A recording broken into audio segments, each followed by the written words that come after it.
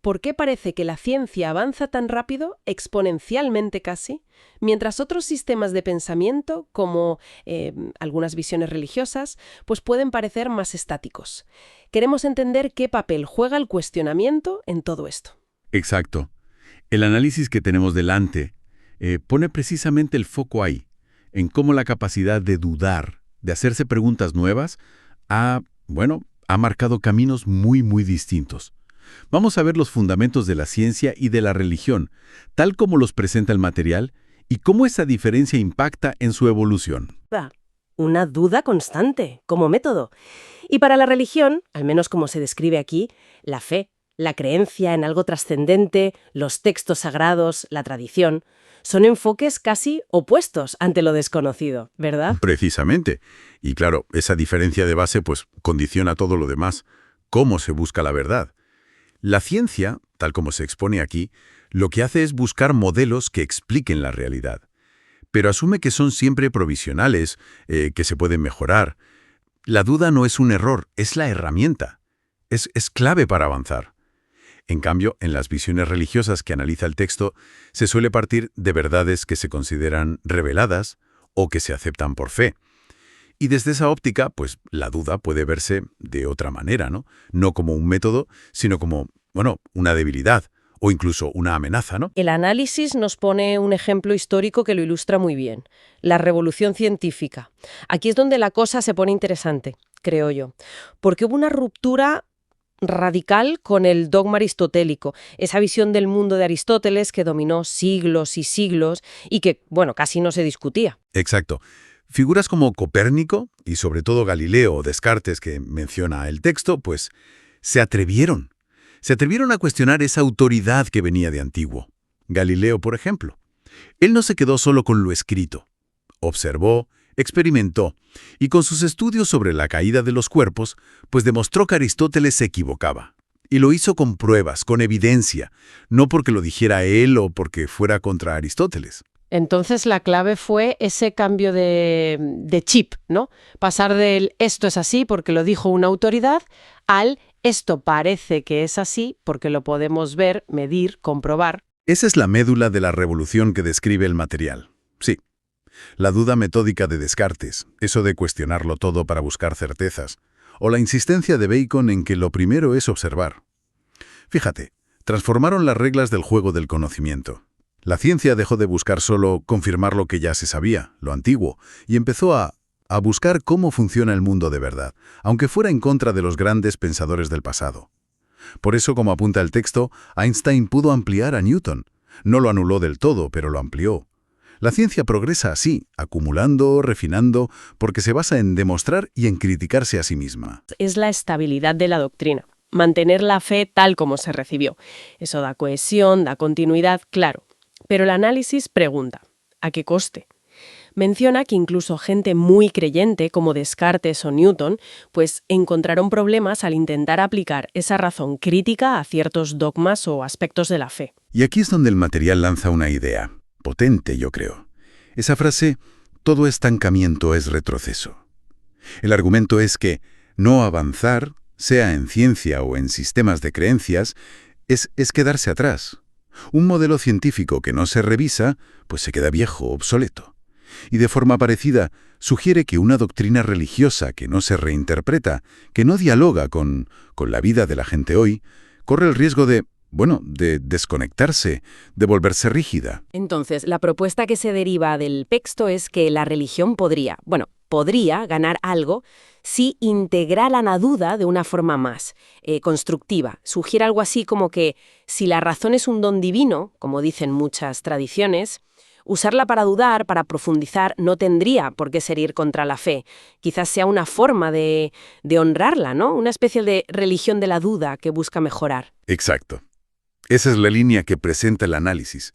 No se trataría de tirar por la borda la fe o la tradición, ni mucho menos, sino de permitir que respiren, que evolucionen. De entender la duda no como la enemiga, sino como, quizá un puente hacia una comprensión más honda, ¿no? Hacia un propósito más vivo. Plantea si, igual que la ciencia despegó al quitarse de encima ciertos dogmas rígidos, pues Una apertura parecida al cuestionamiento honesto podría enriquecer también la búsqueda de sentido, la espiritualidad. Muy interesante, la verdad. Recapitulando un poco, la reflexión clave que nos deja este análisis es que esa relación tan distinta con la duda parece explicar mucho sobre por qué la ciencia y ciertas visiones religiosas han tenido trayectorias tan diferentes. La ciencia la usa como gasolina, ¿no? Y en otros contextos, según esta perspectiva, ha sido más bien un freno. Y claro, eso nos deja ahí una pregunta flotando, ¿verdad? Una pregunta que se deriva de estas ideas que hemos explorado. Si dudar fue tan revolucionario para entender el universo, la naturaleza con la ciencia, ¿qué potencial podría tener aplicar un espíritu parecido, de cuestionamiento riguroso, honesto, a las grandes preguntas? Las preguntas sobre el sentido, la espiritualidad, nuestro sitio en el mundo. ¿Podrían así la fe y la razón encontrar un espacio para dialogar más? ¿Más fértil, en vez de verse siempre como opuestas? Si analizamos un poco los pilares de cada una, a ver, la ciencia, observación, hipótesis, experimentar, lógica y, muy importante, la replicabilidad, ¿no? Que otros puedan comprobarlo. Y la revisión por pares. Y sobre todo esa duda constante como motor. La religión, en cambio, pues se apoya en la fe, la creencia en lo divino, la moral, los rituales, textos sagrados, la comunidad. Un propósito último, ¿verdad? Claro, los fines son distintos. Exacto. Una busca entender lo que vemos, lo tangible, y la otra, bueno, dar un sentido a la existencia. Pero, ¿cómo gestionan la duda? Ahí está la gran diferencia en su evolución, digamos. Y eso es lo que vamos a intentar desgranar hoy un poco. Pues venga, empecemos por la ciencia.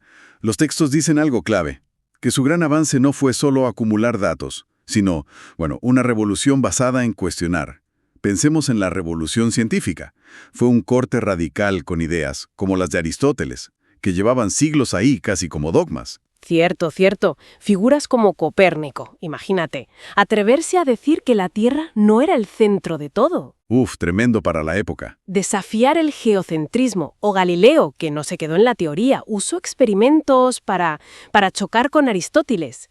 Y Descartes, claro, con su famosa duda metódica. O sea, cuestionarlo todo para ver qué quedaba en pie. Pero no era una duda destructiva, ¿no? No, para nada. Era un examen riguroso. Se dejó de buscar solo la confirmación de lo que ya se creía y se empezó a buscar la verdad, aunque fuera incómoda o contradijera a las autoridades. Y esa actitud, esa duda, es lo que sigue moviendo todo. La ciencia no busca una verdad final absoluta, busca modelos que expliquen mejor la realidad, pero siempre sabiendo que pueden ser, refutados o mejorados. Exacto. Un experimento que no sale como esperabas no es un fracaso. Es información nueva. Eso es, como pasó con Einstein y Newton. Einstein no dijo Newton estaba equivocado. No, claro. Dijo, la física de Newton funciona muy bien aquí, pero si vamos a otras escalas, necesitamos esto otro, la relatividad. La amplió, la superó en cierto modo. Y en el otro lado, la religión. ¿Cómo encaja la duda ahí? Pues es más complejo. A menudo se basa en la fe, en verdades que se consideran reveladas, de origen divino y, por tanto, inmutables. Quedan mucha seguridad y cohesión, eso sí. Sin duda. Pero claro, eso puede hacer que el cuestionamiento de los fundamentos sea más delicado. La duda a veces se ve como una amenaza, ¿no? Como algo que debilita la fe. No como una herramienta. Exacto. No tanto como una herramienta para profundizar. Los textos mencionan esa paradoja de gente como Descartes o Newton, gigantes de la ciencia. Sí. Pero que fueron mucho más cuidadosos o incluso ocultaron sus ideas cuando aplicaban ese mismo espíritu crítico a la religión. Lo de Newton con sus escritos sobre la Trinidad, por ejemplo. Sí, los textos antitrinitarios que mantuvo ocultos. Es un buen ejemplo de cómo el aferrarse a ciertas ideas puede frenar la evolución del pensamiento. Y no solo el científico, también el espiritual. Claro. Y aquí entra una idea que me parece muy potente que mencionan. Todo estancamiento es retroceso. Eso es fuerte. Piénsalo en la ciencia. Cuando se quedaron anclados siglos en Aristóteles, se frenó el progreso. Solo al permitirse dudar, se liberó ese potencial. Y en la religión, pues una rigidez doctrinal muy fuerte, aunque dé estabilidad, puede crear un desfase con el mundo actual, con el conocimiento actual. Y eso puede llevar a que la gente se aleje. Claro, y a lo mejor no es por falta de fe, sino porque sienten que esa tradición no dialoga con la razón o no evoluciona con ellos. Entiendo. Pero el análisis no busca, digamos, tumbar la religión. No, en absoluto. Parece más bien sugerir que podría quizás beneficiarse de una duda honesta, la llaman. Lo que le hace avanzar sin parar, cuestionándose a sí misma. Y en la religión, que se basa en la fe, en la tradición, pues la duda tiene un papel más ambiguo. A veces se mira con recelo. Y la reflexión final que dejan caer los textos es esa. La ciencia avanzó al soltar ciertos dogmas. Quizá la religión podría encontrar formas de renovarse, no perdiendo su esencia, claro, pero sí integrando esa reflexión crítica. La idea clave es esa. Estancarse es ir para atrás, sea en el campo que sea. Y para terminar de darle una vuelta, una pregunta que queda ahí, ¿no? Si partimos de que la razón es una capacidad humana esencial y para algunos incluso un don divino, ¿podría ser que ejercer esa duda metódica, esa búsqueda honesta dentro de la propia fe, no sea una traición? Interesante. Sino quizá la forma más elevada de honrar esa capacidad crítica y buscar una conexión más auténtica con lo trascendente. Pues ahí queda eso para seguir pensando.